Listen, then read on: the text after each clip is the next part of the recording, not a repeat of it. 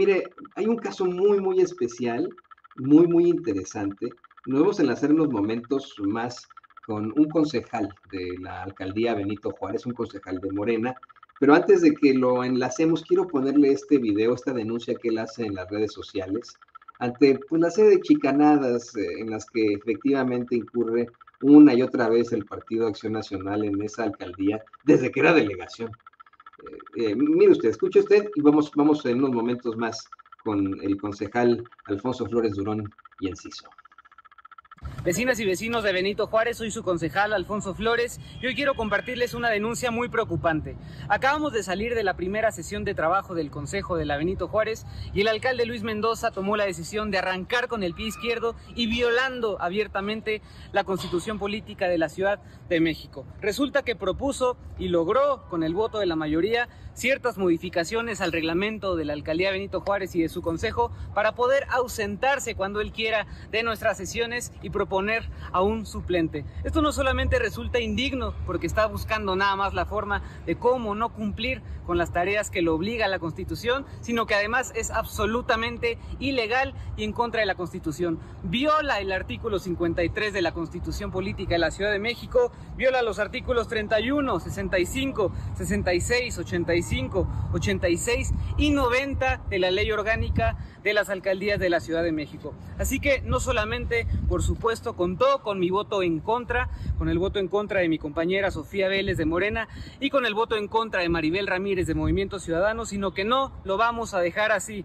Todos los actos que cometa o que tome el Consejo corren el riesgo de ser invalidados. Así que vamos a acudir ante el Tribunal de Justicia Administrativa de la Ciudad de México para impugnar esta medida, para que se dé atrás a la violación que se acaba de cometer y que se obligue al alcalde Luis Mendoza a que acuda, como lo obliga la Constitución y la ley, a acudir a todas las sesiones personalmente del Consejo de la Alcaldía Benito Juárez. Les seguiremos informando de cuál es el avance de esta denuncia. Saludo con mucho gusto al concejal de Morena ahí en Benito Juárez, Alfonso Flores. Alfonso, bienvenido a Sin Censura. ¿Cómo está, concejal? ¿Qué tal, Antonio? Un gustazo estar por acá. Un saludo también muy grande a Vicente. Tengo que reconocer que siempre que ha habido asuntos que denunciar, porque se sabe que son muchos y ocurren frecuentemente arbitrariedades o ilegalidades desde las autoridades de Benito Juárez, siempre desde Sin Censura se nos ha abierto el micrófono. Es difícil que medios de comunicación corporativos o convencionales pues le den voz a este tipo de asuntos. Entonces reiterar mi agradecimiento y mandarle un saludo muy afectuoso a todo su gran auditorio. Sí le dan voz, concejal, pero siempre y cuando uno aporte a esos medios de comunicación corporativos. Aquí en Sin Censura eso no existe. Como lo decíamos en el segmento anterior, rechazamos abiertamente la publicidad oficial. A ver, cuéntenos, esta modificación al reglamento que propone el alcalde panista, eh, ¿qué repercusión tiene? Leía por ahí en sus redes sociales que con esto buscará clausurar el consejo, que tienen estas nuevas estructuras que están creando ahí en la Ciudad de México, muy interesantes. ¿Qué repercusiones tendría? Voy a dar un poquito de contexto para que quienes nos están viendo puedan entender un poco mejor. A partir de la Constitución Política de la Ciudad de México, que se publica en 2017, y en 2018 surgen las figuras de los concejales en la Ciudad de México. Antes esto no existía. La figura más cercana podrían ser las de los regidores en los estados del interior de la República, pero no es lo mismo porque las atribuciones no son las mismas. La figura de los concejales, de los consejos al interior de las alcaldías, tiene una función primordial, naturalmente: fungir como contrapeso a las decisiones del alcalde o a la alcaldesa en turno. Antes, pues, prácticamente los titulares de las alcaldías, antes jefes delegacionales, no tendrían que rendirle cuentas absolutamente a nadie, salvo lo que venía ya en la ley al Congreso, pero al interior, digamos, del gobierno de las jefaturas delegacionales, pues ellos imponían a toda su estructura, ellos ponían a toda su gente, ellos decidían cómo se aplicaba el presupuesto. E insisto, tenían prácticamente un poder absoluto al interior de las demarcaciones territoriales. La función de los concejales es ser un contrapeso, es que este poder ilimitado pues se reduzca un poco. Nuestras funciones principales son varias, están establecidas en la Ley Orgánica de las Alcaldías de la Ciudad de México, pero yo siempre le digo a los vecinos que son tres y no son menores.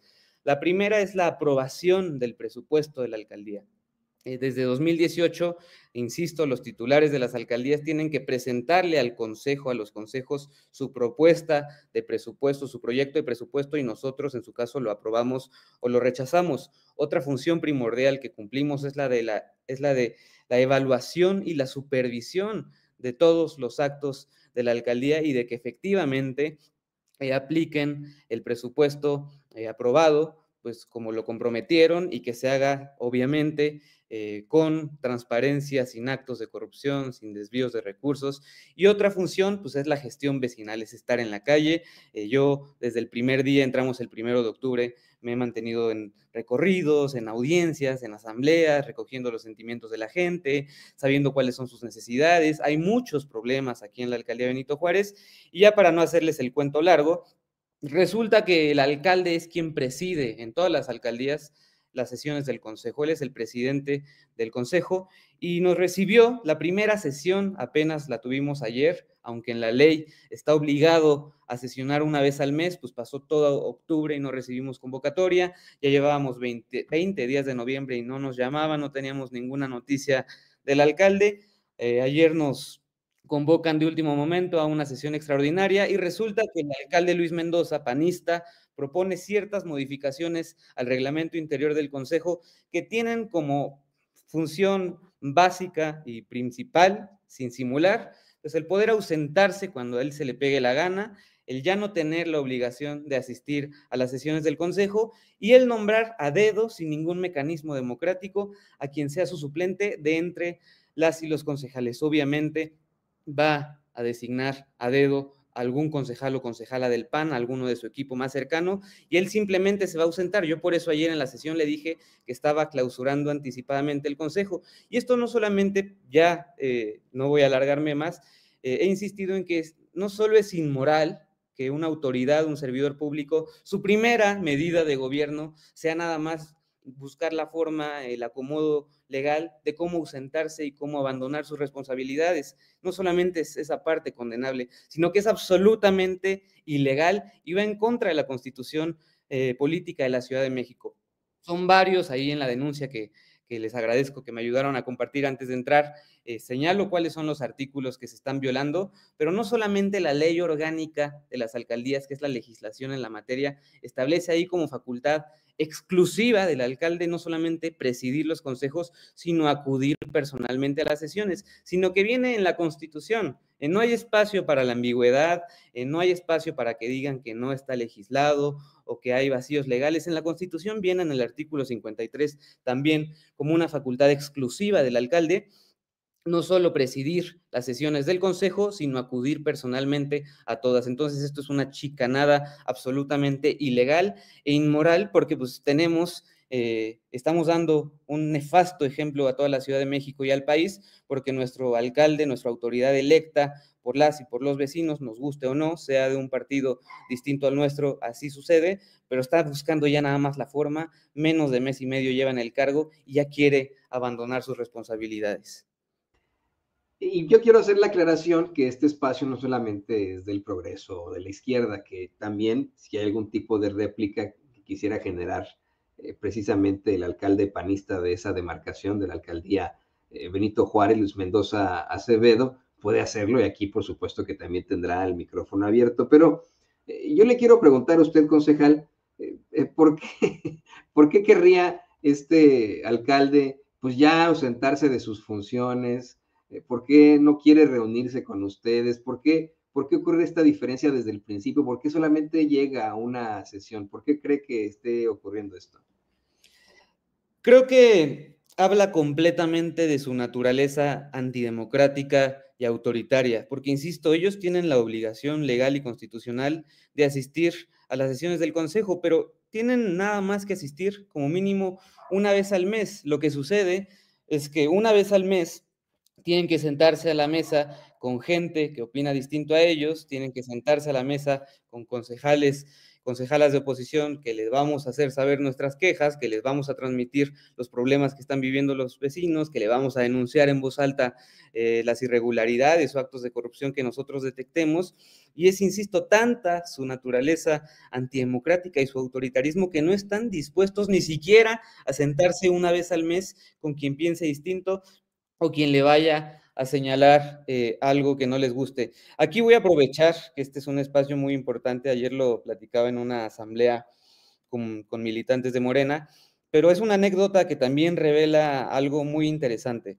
Ayer, al terminar la sesión del Consejo, en donde yo no solamente voté en contra, junto a mi compañera de Morena, Sofía Vélez, y junto a una concejala de Movimiento Ciudadano, Maribel Ramírez, no solamente voté en contra, sino que me posicioné, fue un posicionamiento bastante duro y bastante claro.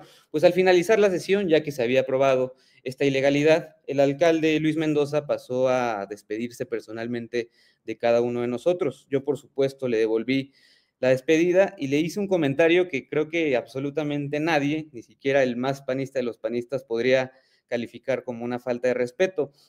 Dado lo que se había votado, le dije: ojalá que sí lo veamos por acá, alcalde.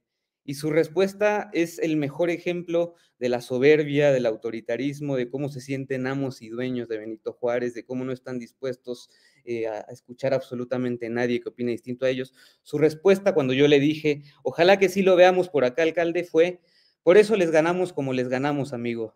Se dio la vuelta y se fue. Yo le respondí: ¿y en la Ciudad de México cómo les fue? Pero ahí sí creo que ya no escuchó porque ya no contestó nada.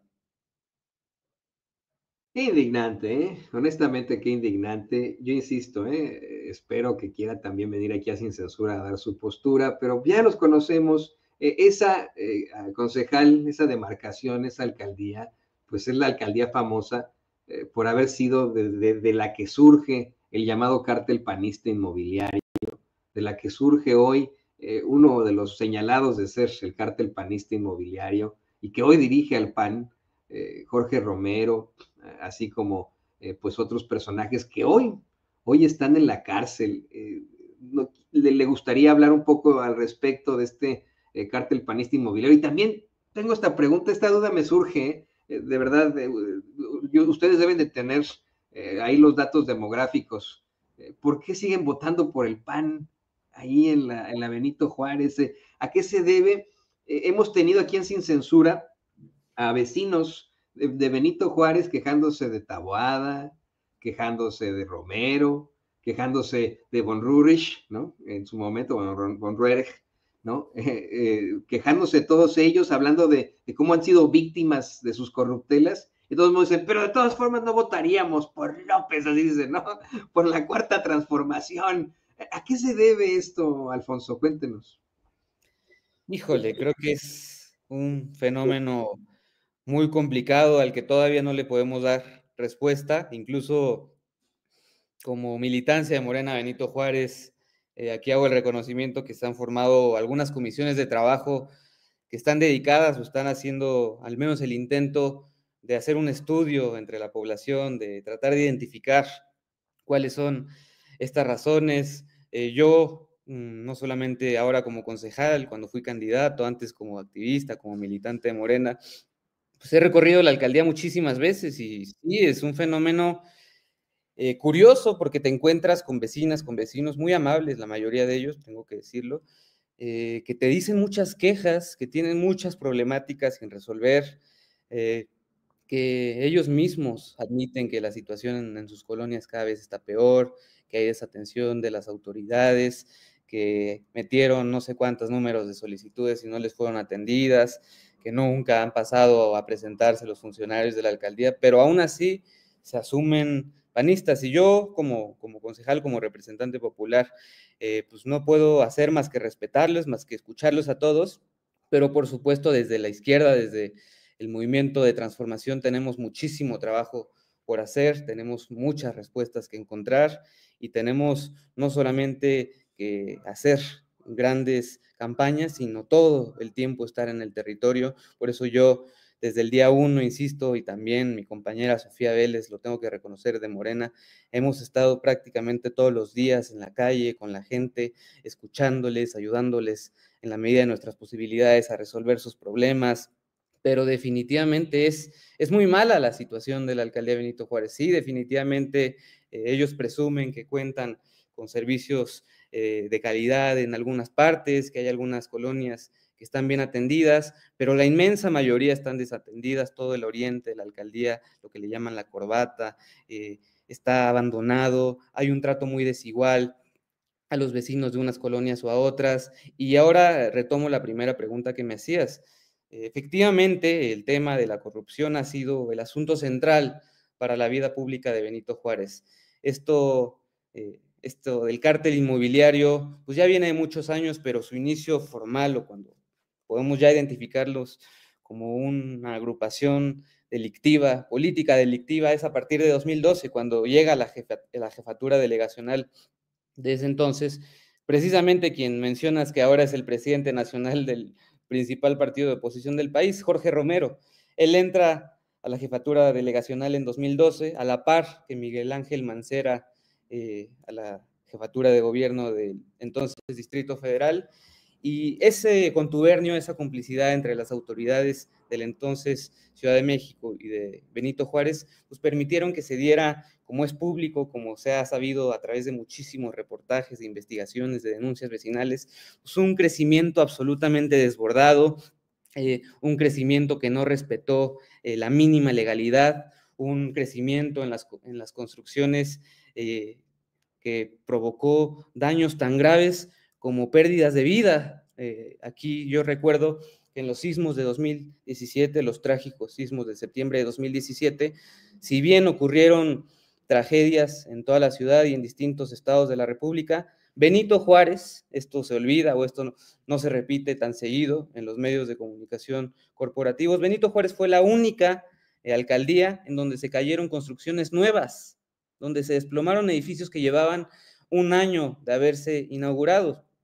De 2012 a 2015 estuvo Jorge Romero, esa fue el inicio y la consolidación del cártel inmobiliario, pero después de 2015 a 2018 viene otro personaje siniestro, que fue Christian von Roerich, que además de la corrupción inmobiliaria, de darle continuidad a todo este negocio criminal, pues también estuvo involucrado en desvíos de recursos precisamente de temas relacionados a las reconstrucciones en torno a los sismos de 2017. También se metieron a robar dinero que tenía que ser destinado a víctimas de sismos, a reconstrucción, a labores en fin, dinero que era etiquetado y destinado para reconstruir edificios, para hacer las labores necesarias después de la tragedia que implicó los sismos de 2017, y los panistas de Benito Juárez también estuvieron involucrados en esos escándalos de desvío de recursos.